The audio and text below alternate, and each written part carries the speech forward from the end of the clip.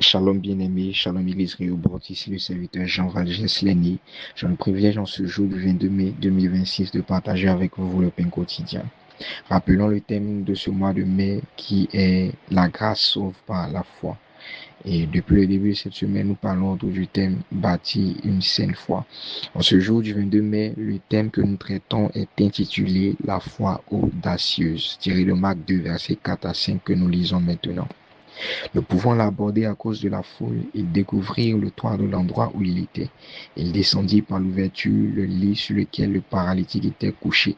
Jésus, voyant leur foi, dit au paralytique, mon enfant, tes péchés sont pardonnés. Alléluia.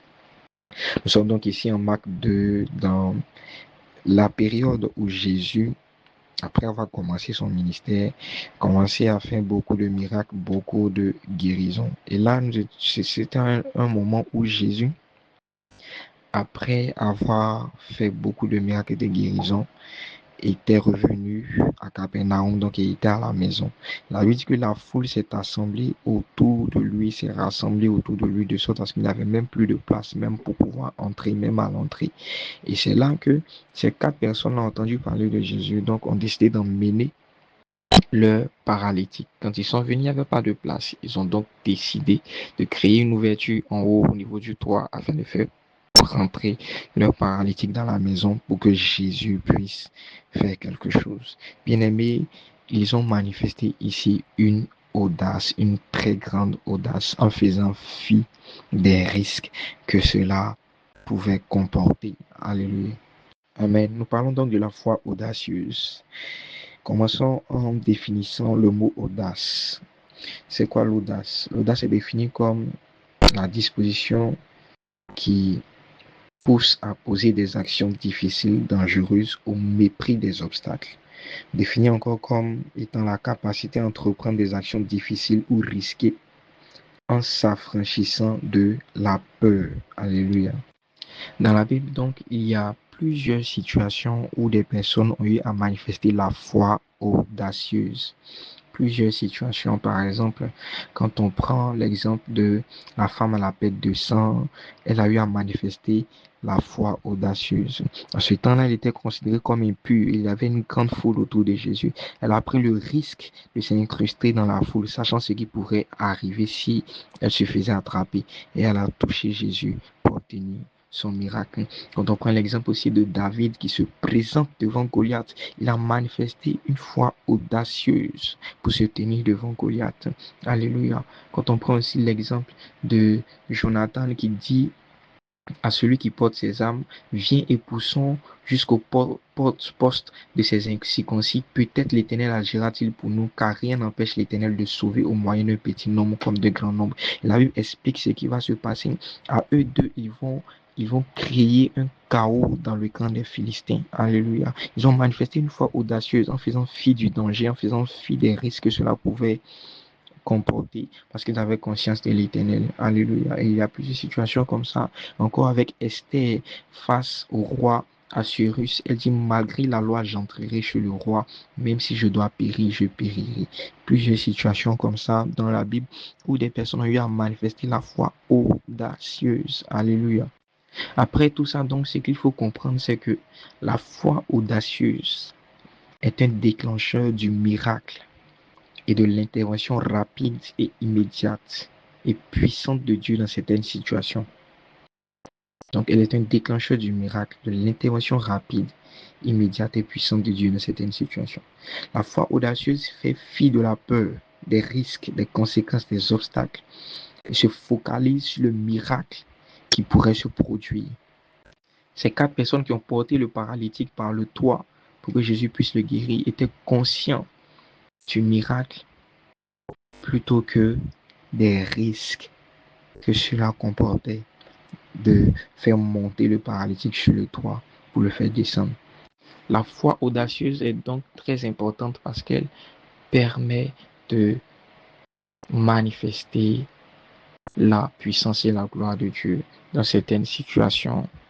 Elle pousse Dieu à agir puissamment et immédiatement dans certaines situations.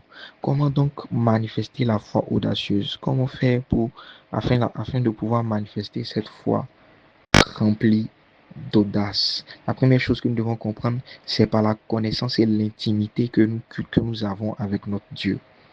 Quand on prend l'exemple de David, qui peut se tenir devant Goliath, c'est parce que David connaissait son Dieu, c'est parce que David avait une intimité véritable et profonde avec son Dieu. Oui, quand il s'est présenté, des personnes ont commencé à douter, Saül a commencé à douter, et il a dit, ton serviteur que voici, oui, lorsqu'il prenait soin des brebis,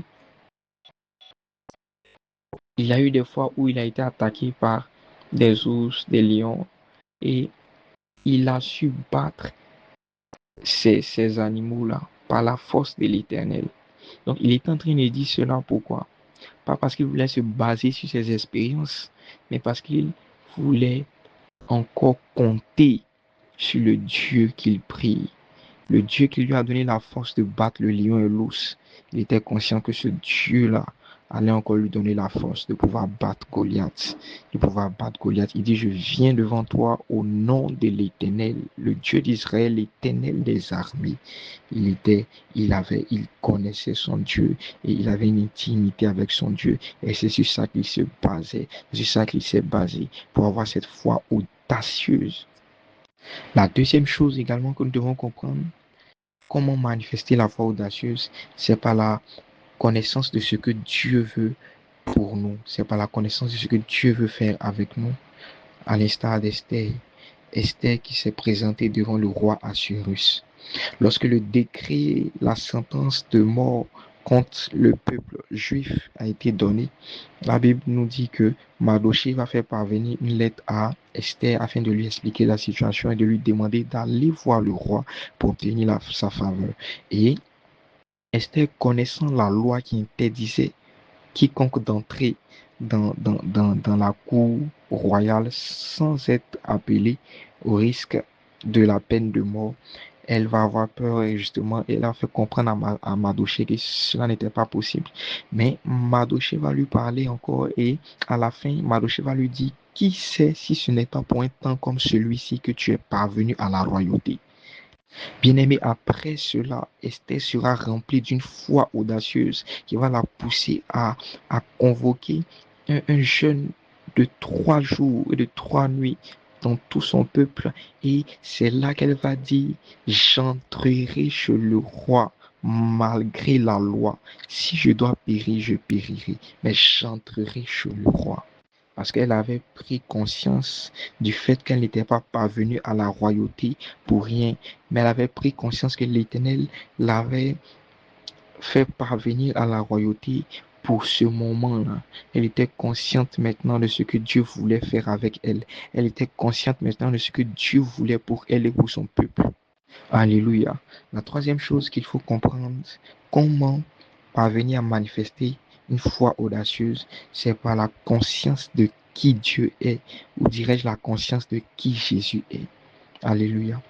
Ce passage que nous avons lu de Marc 2, c'est parce que ces personnes-là savaient qui était Jésus. C'est parce que ces personnes-là avaient conscience de la puissance de Jésus qu'ils ont tenu à faire descendre leur paralytique dans la maison où Jésus était, malgré les risques que cela comportait. Ils étaient conscients de qui il était. La femme à la perte de sang avait conscience de qui Jésus était.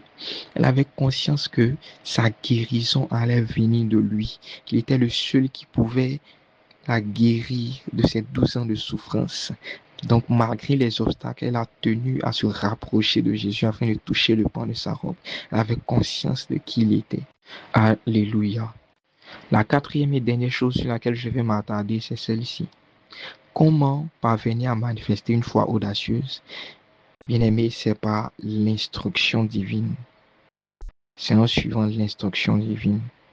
Quand on lit le passage de Matthieu 14, où les disciples ont vu Jésus marcher sur l'eau, bien-aimé, la Bible déclare qu'ils l'ont vu comme un fantôme. Et Jésus leur a dit, rassurez-vous, c'est moi, n'ayez pas peur. Et Pierre lui a répondu, il dit, Seigneur, si c'est toi, ordonne que j'aille vers toi sur les eaux. Et il dit, viens. Pierre sortit de la barque et marcha sur les eaux pour aller vers Jésus.